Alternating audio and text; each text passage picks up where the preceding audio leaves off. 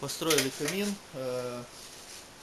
топка каменити, облицовка, не помню.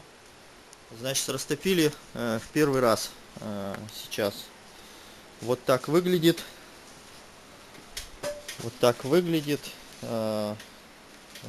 Вот здесь еще по стенке нужно будет поставить какую-то обналичку, но это будет потом, после того, как будет сделан потолок и сделан пол. Вот он топится. Короб белый, 3 решетки на коробе, 2 решетки по бокам, внизу и 1 решетка наверху. Верхняя решетка на фасаде, она ревизионная, из нее тепло не идет. Тепло идет только из тех решеток, которые вот здесь вот на боковых частях корпуса, потому что здесь выше решетки у нас расположен фальш-потолок, который также утеплен, как и вся камера тепловая внутри этого короба. И выше фальш-потолка тепло уже не идет. То есть можно смело ставить натяжной потолок, ничего ему не будет, все будет абсолютно сохранно. Здесь также имеется с левой стороны задвижка, но она сейчас просто в скотче, для того, чтобы не пачкать ее.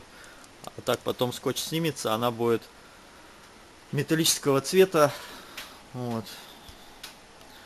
Внутри вот там все полностью утеплено, утеплитель закреплен, утеплитель фольгированный, специальный для каминов, который используется.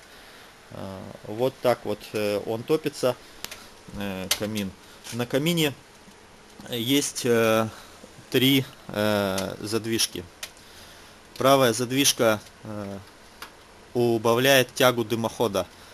Она перекрывает сечение дымохода. Если вы хотите запустить камин в режиме тления, то вы можете вот этой вот правой задвижкой убирать тягу на дымоходе. Средняя задвижка, вы добавляете, убавляете воздух для горения, который используется. Вот мы, получается, если вытягиваем, воздух прибавляется, камин начинает гореть быстрее. Мы, если убавляем, воздух убавляется, камин начинает медленнее гореть. Ну, это вот все для того, чтобы регулировать скорость горения и регулировать мощность, с которой будет камин работать. И здесь есть 3-я еще задвижка. Вот она тут слева находится. Эта задвижка закрывает и открывает тепло, которое у нас идет от этого камина по